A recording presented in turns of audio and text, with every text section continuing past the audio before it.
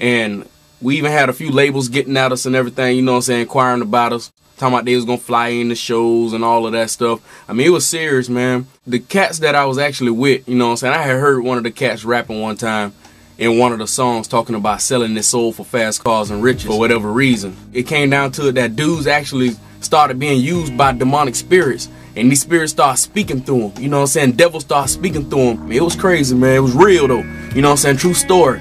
It had nothing to do with no drugs or nothing like that. It was just straight crossroads, intersection of the natural realm, you know what I'm saying, and the spiritual realm, you know what I'm saying, butting heads, and I had to make my choice which way I was gonna go.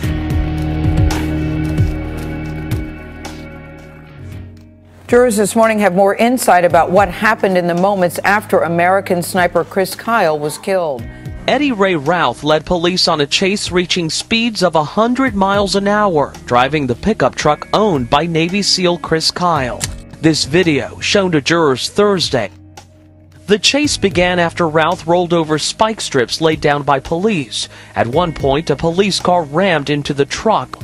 Routh was taken into custody shortly after. He told the court that Routh made a series of bizarre comments. He'd taken a couple of souls, and he had more souls to take. One of the responding officers was wearing a body camera. Jurors could hear Routh saying, quote, "I can feel people feeding on my soul." And he asks, quote, "Is the apocalypse upon us right now?" I can read you some of the quotes. Police were talking to him before he took off. And these are some of the things that Routh is quoted as saying. He says, "I don't know if I'm going insane. Is this about like hell is its work is walking on earth right now?" And then he goes on to say, "Is it voodoo that's upon us?" And finally he says, "Is the apocalypse on top of us right now?"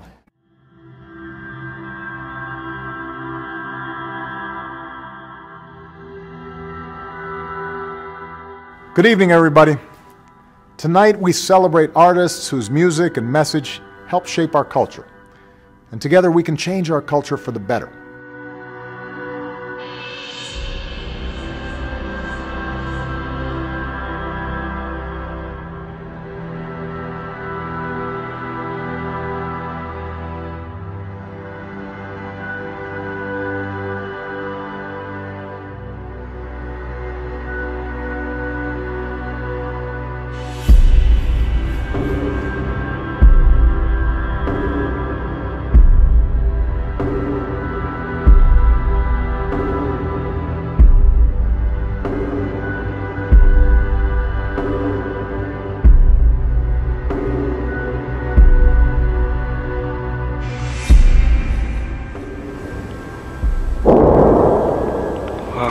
Huge.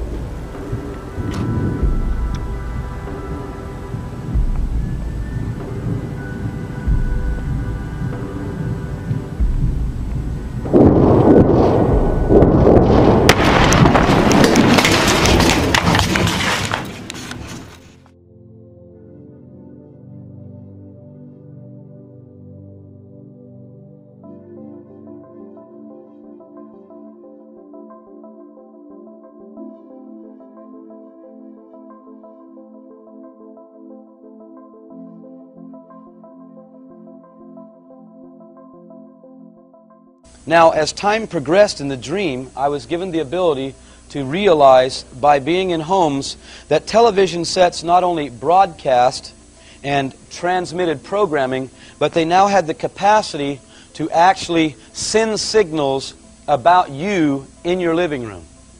Now listen, I was able to see that television sets were actually watching people in their homes, monitoring their movements, monitoring their conversations. More than just bringing you your favorite shows, it may be watching and recording your every move. 9 on your side, Scott Wagoner tells us this smart TV has some people worried. Since the late 1940s, families have gathered around the television set to watch their favorite shows. But now, in 2015, it appears the television is watching back. It's Samsung's Smart TV. It collects this information through a camera aimed at the viewer and microphones that pick up your conversation. We should absolutely be concerned about this. UC journalism professor Jeff Blevins advises you to read the small print. Oftentimes I think we're not aware of exactly what it is that, that we're giving away or what the consequence of that might be. Samsung says the technology is designed to respond to your preferences. It can find your favorite shows, connect you to services it thinks you would like, and allows you to change its function with a wave of your hand. So my freedoms and my patriotism were instantly being eroded from my understanding. Because our rights contained in the Bill of Rights do not come from the Constitution, they come from God. It's clearly stated in the Declaration of Independence. Our laws do not come from God, Your Honor, and you know that. The law of this country calls it the organic law of our country, means where our rights come from. And if they come from there, men can't take them away. Our rights do not come from God. For journalists in this country, the realization that the government is spying on their communications is becoming more and more common. That's according to a new study from the Pew Research Center. It reports that nearly 7 in 10 journalists believe that the Obama administration has in fact spied on them. But where is the media pushback against all of this?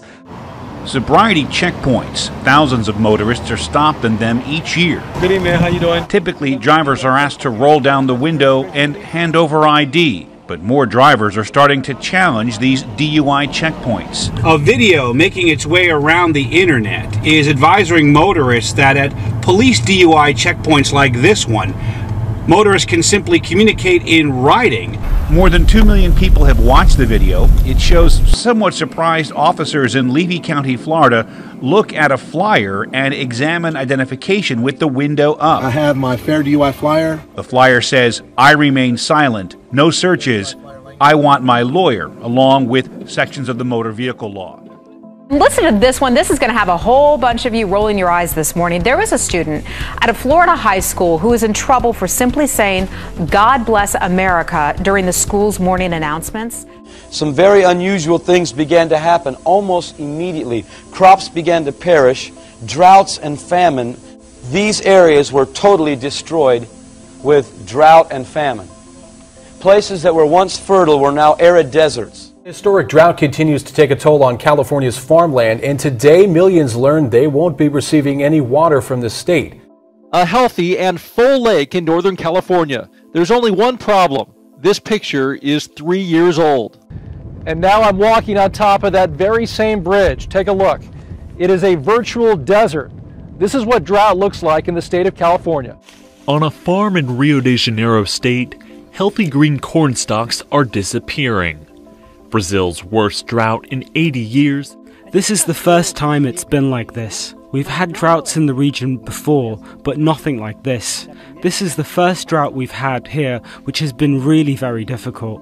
At this moment, what began to happen was the normal weather patterns completely changed. The patterns for winter became summer, summer became winter, and you might have a day of snow and a day of heat. State water officials are painting a bleak outlook after measuring the snowpack in the Sierra Mountains. The worst part is one of San Diego's main water sources. You may have noticed I'm wearing short sleeves in the dead of winter. That's because it is hotter and drier than ever before.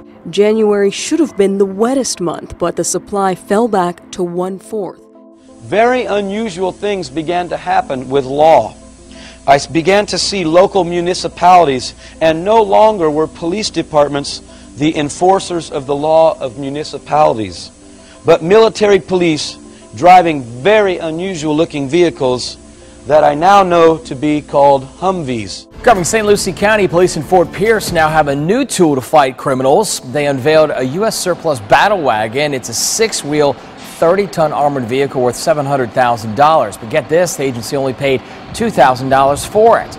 Officer Keith Holmes says it's a great addition.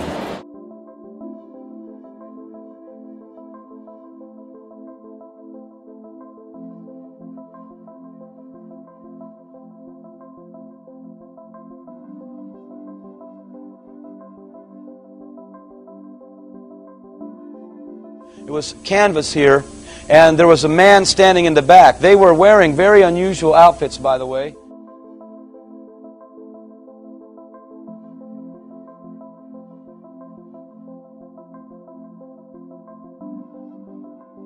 on the top of them, I began to see cameras, little white, oval-looking, hot dog kind of looking cameras. And in the dream, it was revealed to me that these cameras knew the whereabouts of everybody's vehicles. More high-tech crime-fighting tools for our police is the latest election promise from Labor. The move will make catching crooks through CCTV even easier. But could it also impact on our privacy? Tech companies are among the groups coming to Washington to help create the first voluntary guidelines. Facial recognition is already in some of our home appliances, like TVs. Hi, TV. In our mobile devices, pins and passwords are giving way to face prints. And the technology can single us out in real time as we go about our daily business, often without us ever knowing. I was on my way to conduct another business transaction, and I ran into an individual. He was very, very excited and began to talk to me about something he had just experienced. This man said to me, Ken, I introduced myself to him. He was very excited. He said, have you got your identification mark? And I said, I don't know what you mean. What's an identification mark? He says, they've just enacted a new identification mark. And by the way, this started with a voluntary implementation first. You did it voluntarily first. This man told me you ought to get yours done real soon to avoid the hassle, because soon everyone, they say, will have to have this to conduct business. And finally this morning, no need to worry about forgetting your work ID with this development. A new office facility in Sweden is offering workers the option to have a microchip implanted to give them access to the building. Now, the chip is about the size of a grain of rice and would be implanted in the hand. Cecilia Osterholm starts her day with this new technology. She swapped her keys for a chip in her hand that uses a radio signal to open doors. You have a chip in your hand there? That's right. It's been inserted there. Right. So that's how do you open it? Forget wearable technology. Swedish office worker Lynn Kowalaska is having it implanted under her skin. A microchip about the size of a grain of rice is injected into her hand. It felt pretty scary, but at the same time it felt very modern, very 2015. I saw this man that was a very, very big man. I was sharing earlier in the tour that he was tall like a professional basketball player, but he was very big like a professional football player. He was an extremely large man, and he had a big hood, like a satin hood, over his head. My wife was in front of me, and they began to tell her she could renounce her faith and live. And now I realized what was happening, because this man was standing there with a huge sword. ISIS released a new video today showing the execution of 21 Coptic Christians kidnapped in Libya. The video shows the Egyptian prisoners being marched onto a beach by militants dressed in black. Then the prisoners are beheaded brutally. He was tall like a professional basketball player. This video really marks ISIS on the world stage, well beyond the videos that we've seen in the past out of Syria and Iraq.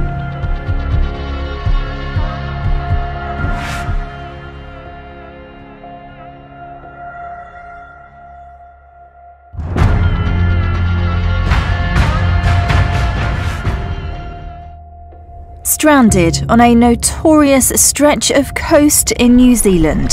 Almost 200 pilot whales have beached themselves. Around 25 of the animals have already died, and more are expected.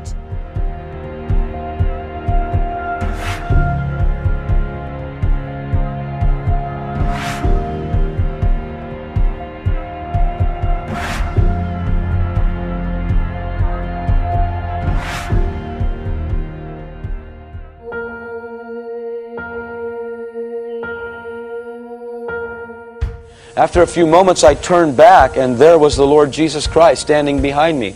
And I can tell you, folks, I know for a certainty He is the Lord of lords and the King of every king. When I saw Him, there is not one knee, there is not one tongue that will not confess His Lordship, regardless of what side of the coin they are, when He reveals Himself to them. Every knee will bow. Trust me. Because this presence that He stood in was so powerful, so awesome, so anointed.